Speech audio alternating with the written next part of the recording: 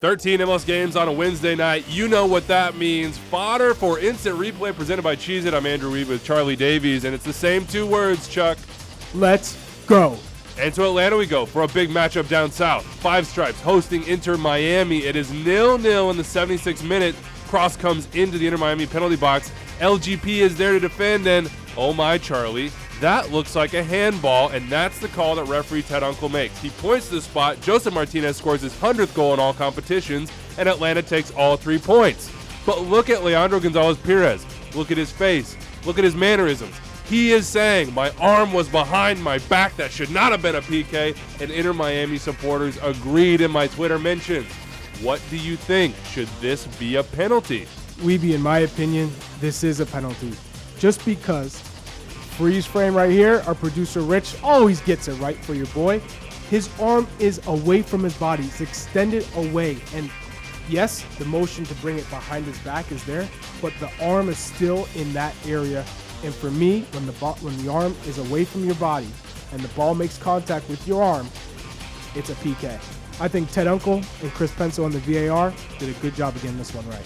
I think it's right too. That's not a natural position in my opinion. I think he made himself bigger and he paid the price. 1-0 Atlanta, 3 huge points in the playoff race. All right, moving on. A couple PK shouts in the Nashville-Orlando game, which finished 2-2. 8th minute, Jegson Mendez fouls Anibal Godoy in the penalty area, so says Drew Fisher, who did not hesitate in pointing to the spot. I'm not hesitating either, Chuck. I think this is a PK. There's not a ton of contact, but it is just a silly, silly decision by Mendez to lunge in there. Well, one, Mendez does make the block, and there's no handball there. The arm is tight to his body, and that is the clear instance of not making your body bigger. It comes off, and then the reaction, chasing down Anibal Godoy.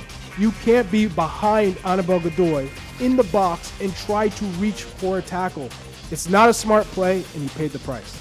Folks didn't like that one. Nashville fans certainly did not like the 74th minute PK that Daryl Dike drew on Jack Mayer. But I'm here to tell you, Nashville SC supporters, that this is a clear as day foul. Look at Jack Mayer's arms. I know you're going to point to Daryl Dike and that left arm that's sort of wrapped around, but Jack Mayer, in defending this play, is literally bear hugging Daryl Dike. He has 2 arms around him, and he takes him down. This is a penalty for me all day, every day. Wiebe, spot on. You can't allow yourself to be in a position where you're just being posted up in your box, in your penalty area. You need to create distance and move up. Don't allow Daryl Dike to sit so far into your box and turn you. This is a classic learning experience for a young defender. How about this Chase Gasper tackle? We talked about that Andrew Farrell one on our last show, and we both agreed we didn't see any contact there. I don't see a ton of contact here either. 21st minute, DC gets a PK. What do you think? Oh, I do think there's contact in this one, Wiebe. Andy Nahar does get to the ball. Slow it down for me right here, Rich. Yes, he gets a touch before Chase Gasper makes a tackle, and I don't think Chase Gasper made contact with the ball. Therefore, it is a penalty. Was it light? Yes, but it's a penalty. They all count the same. I do think Chase Gasper gets a touch on this ball. I see a slight trajectory change here, and I think that's what Gasper is arguing. But I don't think that's clear and obvious on video review. It's just what I think watching it over and over and over and over again. So I understand why the refereeing crew of Rami Touchon and the VR Jorge Gonzalez had this one stand. Now I am a little confused about this call in Colorado. Mackenzie Gaines is off to the races and Lalas Abubakar is trying his best to chase him down. Well, Abubakar is going to catch up, and then he is going to clearly, and I mean clearly, stick an arm out and shove Gaines from behind, which throws off Gaines' shot. There's no yellow card here. There's no red card here. There's no PK, and in my opinion, that was the wrong call by John Freeman, the referee. I think this is DOGSO, denial of a goal-scoring opportunity. Gaines is 1v1 with the goalkeeper, and Lalas Abubakar is not playing this ball. He is just trying to shove the man down from behind. In my opinion, that is a foul, but it is not a PK because it happens just outside the penalty area. You're right once again. This is clear as day for me. It is a DOGSO play, no attempt to play the ball. It's a clear shove, and you can see it from every single angle. He's getting pushed in the back. Now, is it an egregious shove? No, but it is a clear push, an attempt to foul the player and put him off balance so he doesn't have a clear shot on goal.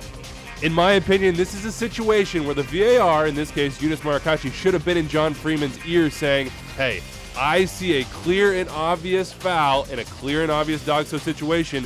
You need to take another look. How about this Brian Acosta play? Dallas Sporting KC, 52nd minute. Acosta chasing down Kyrie Shelton, who took Bresson's life on this play. He dives in, Shelton goes down, and it's a PK and a red card, says Jair Marufo. We'll start with the first point. Is this denial of a goal-scoring opportunity, Charlie? Yes, as I see it, this is denial of an obvious goal-scoring opportunity. Kyrie Shelton is in on goal, no defender in sight. He'd be set up for a perfect 1v1 with the goalkeeper. So I do believe it's a red card play. I agree with you there. This is a clear foul. Kyrie Shelton is 1v1. This is DOGSO. Now the question is it a penalty kick and is it a red card? I don't think that this is a red card play in my opinion, because I think that Brian Acosta attempts to play the ball, and in the process, that's where the foul comes from. Look at Kyrie Shelton and the ball. That ball is outside his silhouette. It is there to be won by Brian Acosta, who is recovering. He lunges to win the ball, does not win it, and in the process of closing that space, creates the foul that causes Kyrie to go down. I think he played this ball, and even if you think it's a penalty kick, it shouldn't have been a red card. I see what you're saying, but he's from behind.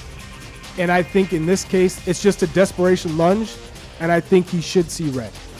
How about the PK, though? Does this happen for you inside the penalty area? It is right on the edge. Well, once Acosta makes the initial lunge just inside the penalty arc and then finally catches Kyrie Shelton's foot, I think it's just outside the box. So in my opinion, there should be a red card for DOGSO with a free kick just outside the penalty area. It's a tough one. I think I agree with you, Charlie, but I can understand why it was called the way it was, because if you watch this play, I can easily argue that the foul actually occurs right on top of the line when Kyrie Shelton's left foot is being pulled through and gets caught on Acosta's leg. That's what actually causes him to go down, so I can see why in this case it was given as a PK. All right, one more play from this one. Was Ricardo Pepi onside or offside? It was called onside, and he got the goal, though just a consolation in this loss for FC Dallas. The first replay makes it look like he is clearly offside, Charlie, but what do we know about angles? They're tricky and they fool us. The second replay, I think, shows that he is onside, and no matter what, this is not clear and obvious. I'm going to trust AR Adam Gardner in this case. I think they got this call just right when it comes to the process. And we finish in Sandy. Another goal line decision. Charlie, do I need to put a piece of tape down in my house and put a ball next to it and send you a picture? Do you feel confident that this one crossed the line? If I see another ball with a piece of tape, I'm going to rip my hair out.